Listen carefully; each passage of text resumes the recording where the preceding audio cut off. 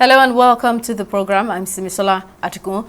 With the usual political intrigues and drama, the much-anticipated Edo State Governorship Election has come and gone. The winner of the contest, Monday Okpebholo of the All Progressives Congress APC, has been handed a certificate of return by the Independent National Electoral Commission (INEC), affirming him as the next governor of the state. The election had 18 candidates from different political parties. However, Okpebholo of the APC, Okpebholo of the People's Democratic Party (PDP), and Olumide Akpata of the Labour Party made it a three-horse race. With 291,667 votes, APC candidate Okpebholo defeated PDP candidate Okpebholo, who received 247,274 votes, the closest opponent. Olumide Akpata of the Labour Party came a distant third in the race with 22,763 votes. 14 other candidates contested the seat, but got less than the three frontline candidates. 10 of the state's 18 local government areas were won by the APC in the election, with the PDP taking the other 8 local government areas. In light of the results of the governorship election, Edo State Governor Godwin Obaseki, whose second term will end on November 11, has appealed to residents to remain calm, assuring the party will seek redress in court. Let's get more reactions to these election results from chieftain of the People's Democratic Party, Diran Oteyemi. Thank you very much, sir, for joining us. Now, the Edo governorship election has ended with a loss to the PDP. Now, is it safe to say that Obaseki's decision to defect from the ruling APC and his fallout with his former deputy governor Philip Shaibu contributed to the party's defeat at the polls? Though it is too early to concede defeat because of the anomalies that has been springing up after the election. So we cannot say actually that PDP lost the election. And as you will rightly agree with me, elections in Nigeria are never concluded until it gets to the Supreme Court. Going to court or going to the tribunal is just a process of the election. That is according to the electoral law. So if that is the situation, it is too early to say yes, PDP lost the election. But having said that, there are some indices that on a normal basis worked against PDP as a political party. The crisis at the top between the leadership, most especially between Wike, Atiku, and the party in general, actually has effect on the total outcome of the election. And what do I mean by this? While we were busy fighting ourselves, there was no that concentration of power and activities to assist in the campaign for the governorship race in Edo State. At least we can see clearly the efforts of APC governors who rarely ran their candidates right from the beginning to the end. How many of our governors, really people from the Governors Forum, attended or assisted Obaseki in this task? Put that aside. Did Obaseki himself help himself? No. Because trace back the story or the history of Obaseki. He was not given the ticket in APC. He ran to PDP to get the ticket. As soon as he got the ticket, as soon as he became the candidate, the next exercise he embarked upon is to downplay all the leadership of PDP he met on ground. Virtually all the PDP that worked with him, he took the structure of them. You call that good politics? And as a matter of fact, there is no way you can fight your deputy and expect miracle. In some ways, the deputy has his own loyalists, he has his own supporters, he's from areas, he's from another constituency. You cannot disgrace your deputy and expect him to support you. There were too many. You see, as a soldier or as somebody who knows politics, there is no way you can fight too many battles and expect a very good result at the poll. But all the same, let us wait for the whole process to evolve before we can say, yes, we actually lost the election. Well, as you mentioned, if we consider from your perspective, I mean, it's shocking that APC's Monday Okpebholo defeated Obaseki in his local government area, Oredo. What factors do you think contributed to this? Rejecting or losing a ward or a polling unit is never elastic to measure the outcome of the total election. And as a matter of fact, anybody can lose his polling unit. But it doesn't really matter, it doesn't translate to losing the whole election.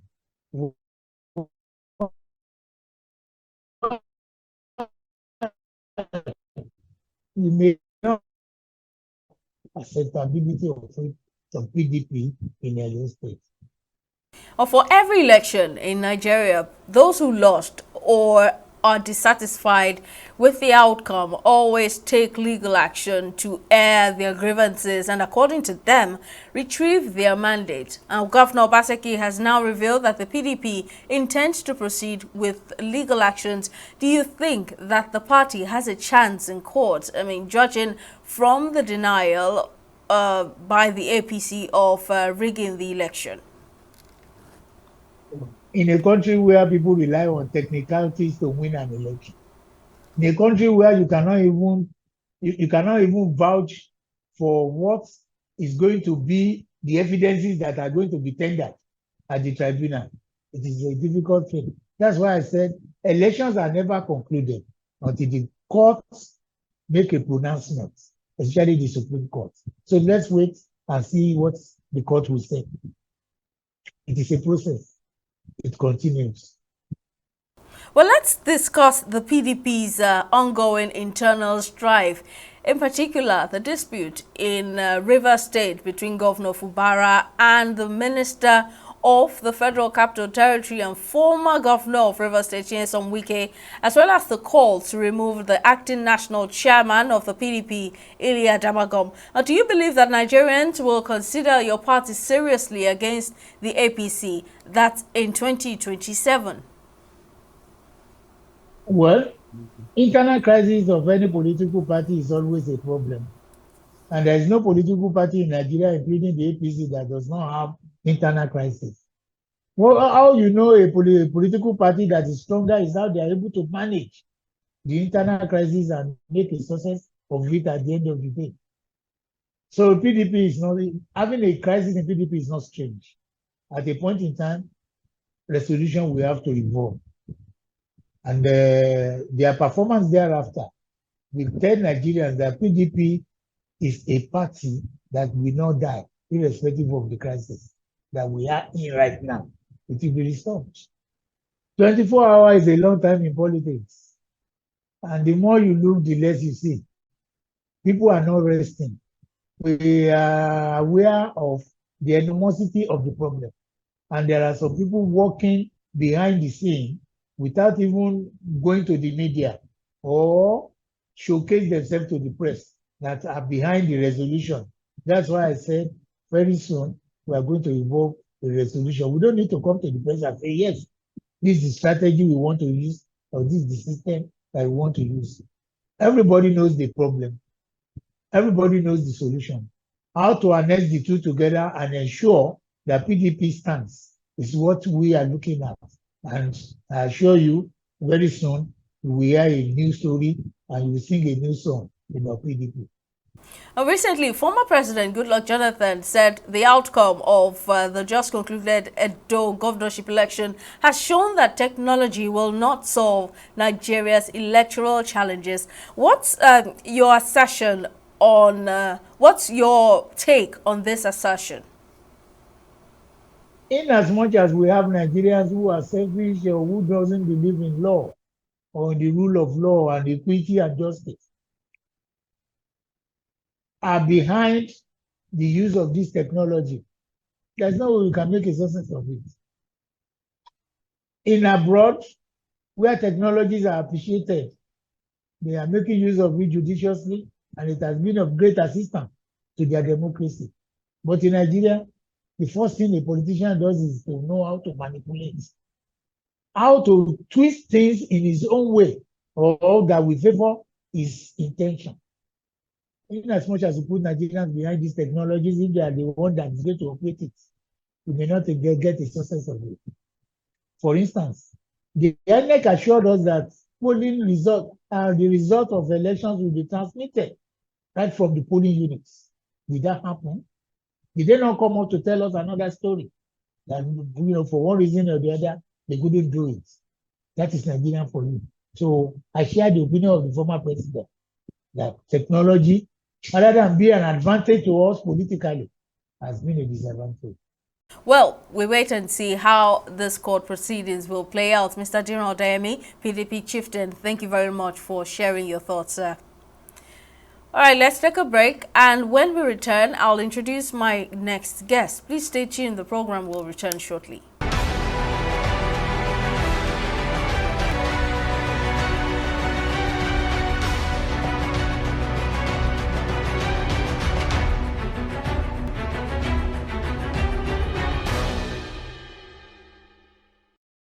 We're still discussing the just concluded Edo Governorship Election, where INEC has declared Senator Monday Okpebholo of the APC as the winner. My next guest is legal practitioner Douglas Ogbankwa, who joins from Benin City, the Edo State capital.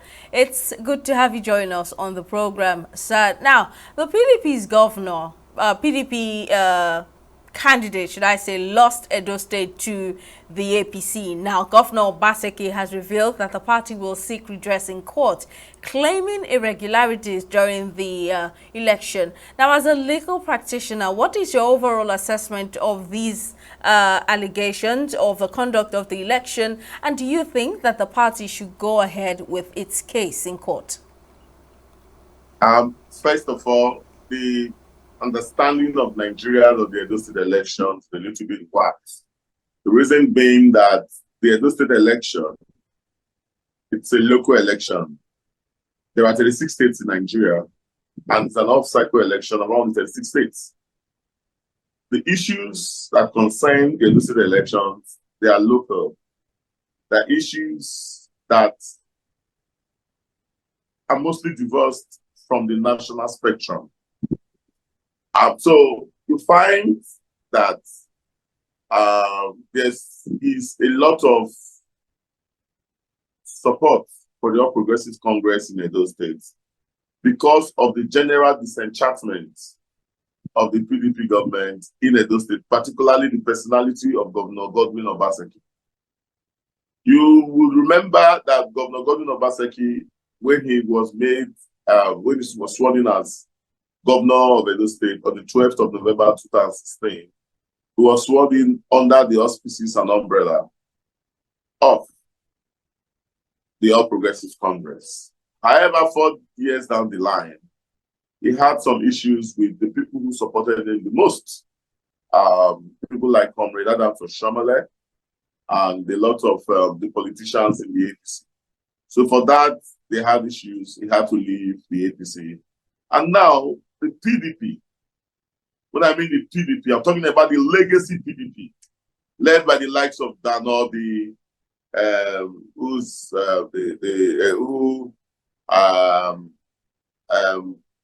last time I checked, was the vice chairman, South of the People's Democratic Party.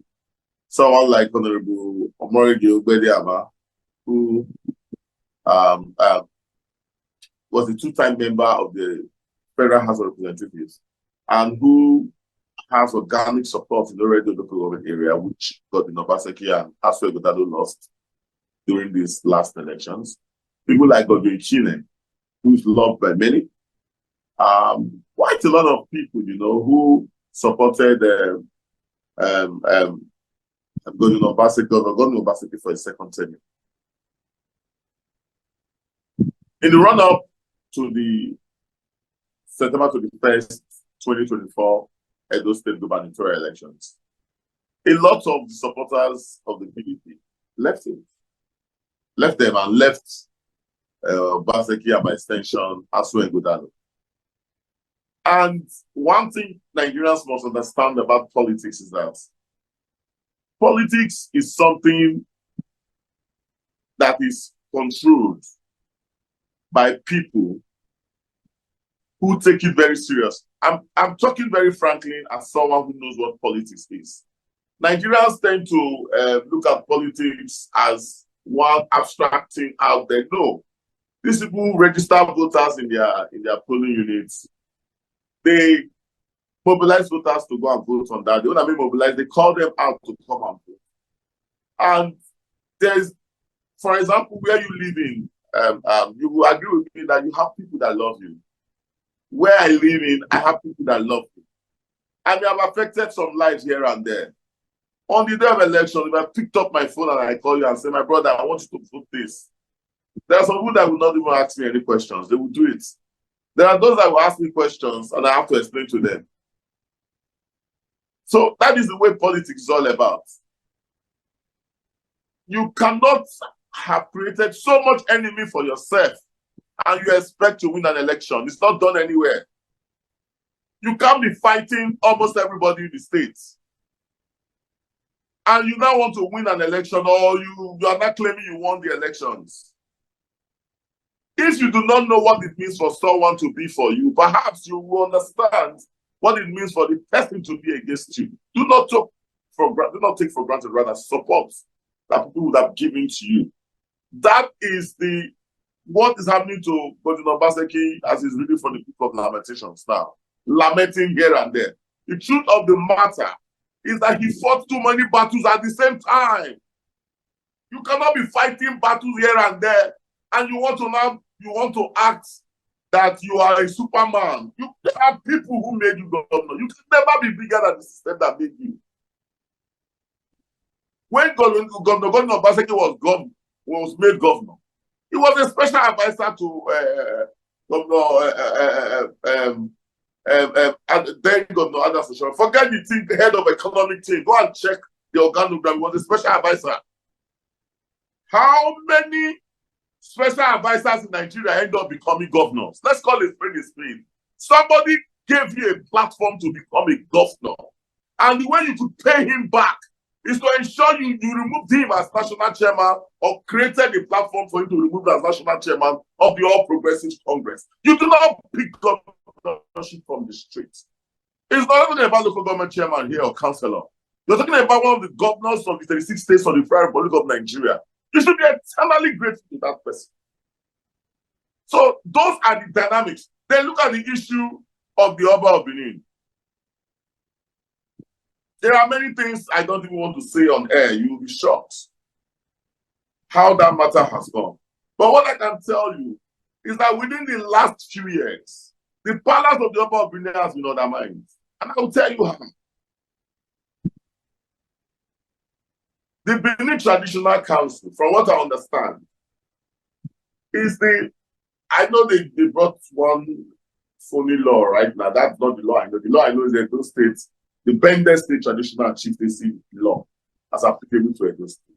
And the Benin Traditional Council, by that law, is the only recognized body to administer traditional issues within the 7 local government areas of Edo South.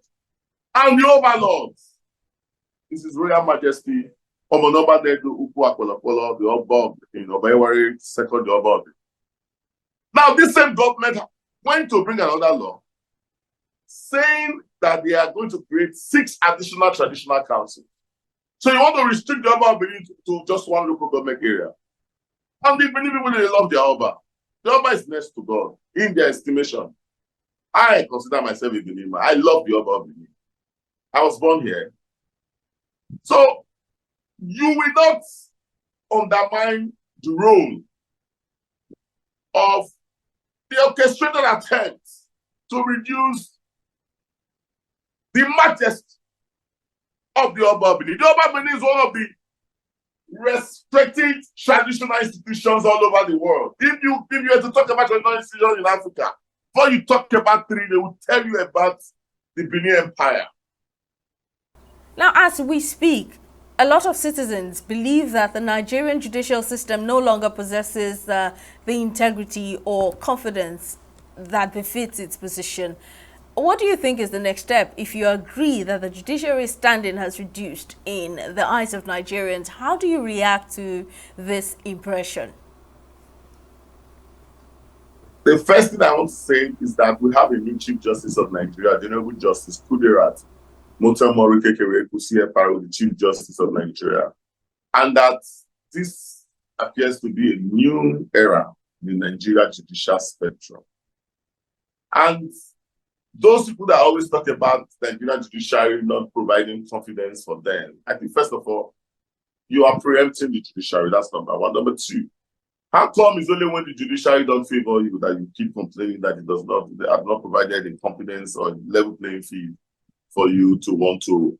But I don't want to go into 2020.